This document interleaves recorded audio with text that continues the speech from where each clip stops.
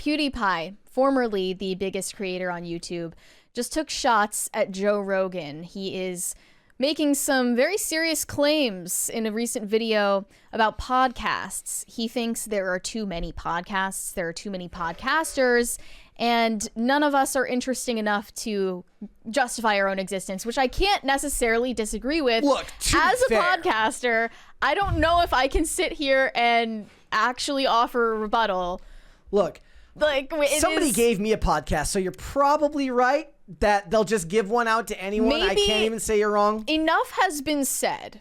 Yes. Maybe we should just stop talking now. Maybe we should start holding space for silence. Maybe we need to hold some space and not speak at all. But, you know, I didn't feel attacked. I kind of agree with his main point.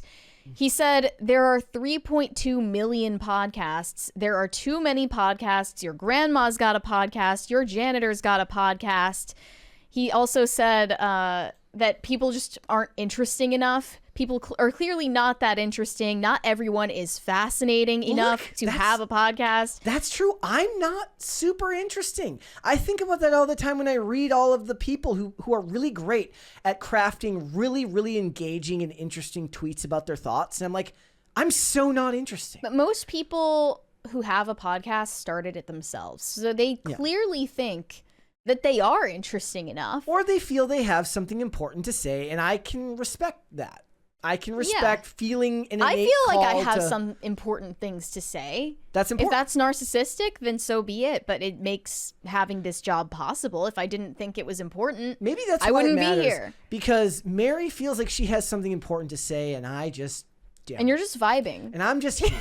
I just exist. But yeah, he specifically targeted Joe Rogan because obviously he has the biggest podcasts in the world out of those 3.2 million. And I did fact check that, by the way.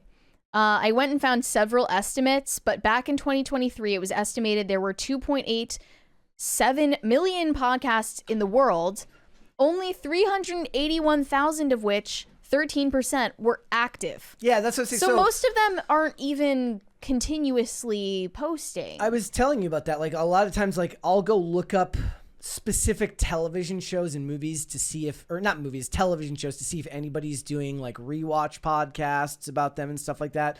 And a lot of times it's just a barren wasteland of like somebody did one episode. Really, the internet, it kind of supports dead internet theory, first of all. But the internet is just kind of turning into a landfill of ideas that never reached their logical conclusion. That's how I feel about most of my thoughts. Like literally most of my thoughts are like, I wish that I could draw a more concise version of this in my head. Like I would actually love the idea of being able to make some type of podcast out about the half-baked thoughts that make it into my brain on the way to work that don't stand up to even vocalizing it out loud to myself. Like it makes sense in my head, but the second I say it out loud, it sounds insane. Yeah. And then the thought just dies right there. Like if I wrote a book, that's what it would be. It would be a collection of broken thoughts that don't have a beginning, middle, or end. Like they have a middle, they have no beginning or end. And if I said it to anyone, it would be insane. But that's what takes up most of my time. One of the things I'm most envious of like the most successful people in this space, is they seem to have an innate ability to organize. And it's not just through being naturally gifted, it's being naturally gifted at speaking and organizing your thoughts well and presenting them in a meaningful way. There are times when we start talking where I'm like, I don't know what to say. Like that's what makes like pre-recorded so much harder for me. Like it's easy to just get up and go when we're live. Wherever it takes us, and that's the point. But the people who do it on their own, that's way harder. What Joe Rogan does is give platform to people who have very interesting stories, and he's just kind of a lot of times along for the ride. Which is why we'll get to PewDiePie's criticism of him before we have a 20 from Nate. Being super interesting and charismatic isn't even why people pick out the podcasts they like. It's the more personal connection to the people who discuss your interests. That was kind of like when we were talking earlier about the guy who posted the video of the bigger guy with the backwards. He said, this is what all sports casters look like now. Meaning that, you know what it is? He's like, they're all pre-diabetic, wear backwards trucker hat or backwards snapback hats, and they have names like, what do you say, Danny Beers? Like the point is that that's relatable as a dude who you might see at the bar watching sports with you. You connect more with that than Al Michaels or somebody in a sports in the booth in a suit and tie talking about sports. Well, I don't necessarily need to have a personal connection with the podcaster I'm listening to. I don't feel that way. Yeah. I don't really feel like I know them. I don't feel that way either, but I think it's a little bit different because in this space we understand how much of it is a business. A lot of it is the fact that people need to have some kind of simulation of conversation. Yeah. And it's less accessible than it used to be in our era, in the internet era. And they want to feel, when I listen to podcasts that are long form discussions, I definitely wish I could participate in discussions like that in real life, but sometimes you can't always do that. Yeah. So I think that's the appeal for me. Most of them don't need to exist. I agree with PewDiePie's main point. Most of them are not discussing anything interesting. Yeah. They're not interesting people. They're not even relatable people most of the time. And they're just kind of bloviating into the ether. I also think that for no particular reason. He sells Joe Rogan short on not understanding that Joe Rogan understands how to make something specifically for his audience, which is a skill set in and of itself. Well, here's what he said about Joe Rogan, since we'll finally get to the point. He targeted Joe Rogan Experience, saying, I had this epiphany. I'm like, oh, he's the biggest podcast, and I've never actually listened to him. So I listened to an episode, and I'm like, oh, he's actually respectfully very dumb. It's clearly working for him, but it also just shows how dumb he is. I saw some meme where it kind of showed him as a caveman. He brings in a scientist and he's like, you explain fire now. Explain how he works. And that kind of summarized his podcast. He also showed a montage of Joe Rogan and his guests where Joe doesn't really get when they're joking or when they're serious, and he tries to correct them. Like Theo Von made some joke and he took it literally and tried to correct him. I mean, that's like what happens when, like, if you have like a BG Cumby on and you don't understand. That totally happened to you. But I'm saying, if you don't understand the wavelength of the person that you're, it takes time to fall into a rhythm, and actually you have to change the way you operate. If you do the show however many times and then somebody with a completely different tone comes in, it may take time to adjust. We have been on camera for how many hours at this point? A lot of hours. Incalculable hours. And when you're actually, on camera, it's probably totally calculable, but a lot.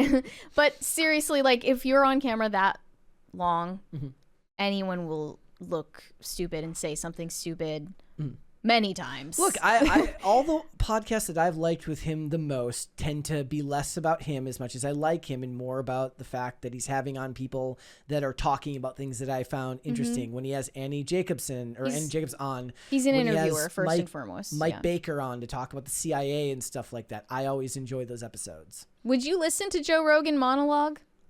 Has he even done that before? I tried his comedy special and it wasn't for me. Comedy special isn't even the same thing, but like, what if he just recorded an hour of him talking about whatever's on his mind? If it's him talking about Bob Lazar and aliens, like, I don't know, maybe. Like, I don't find him interesting, but I'm not a Rogan bro. That's not me. Like, I'm not the target audience. I don't know. Also, he's very used to, like, he's used kind of as like a scapegoat for lefties who want to, the same people who want to portray you as dumb because you didn't vote for who they vote for. They use him as like some type of litmus test to call you stupid. He's shockingly popular, so it doesn't really work. What's ironic, though, is that PewDiePie's video about how podcasts have gone too far is basically a podcast in visual format. It's a 23-minute long video where he is there with his friend and they're just talking. They're just having a conversation about podcasts and how stupid they are, which is kind of a podcast in and of itself. And I hope that he appreciates the irony in that. One of the hardest things to do is to actually portray the conversation in a natural light a lot of the time. Like, that's like, it's not natural. It's not natural. Like, there's a camera on you, you have information in front of you. Like, one of my big, like, I would never want to do the ones where they sit in the lazy boy. Oh yeah. And it feigns with the like stand mic in their lap. And it feigns the laid back atmosphere. But if you're the presenter, if you're the creator of the show, you're working. at that time. And if it comes off as laid back and easy to listen to, that creator has done his job in a way that doesn't even seem natural to you. Like, it doesn't even come to your mind first, because the best work is done without you noticing. It's like good CGI. The best CGI is the CGI you don't notice.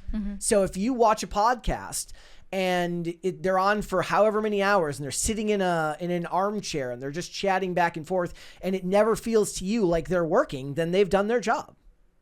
Well, you know that when we have natural conversations outside of the show, I think I'm a lot more reserved.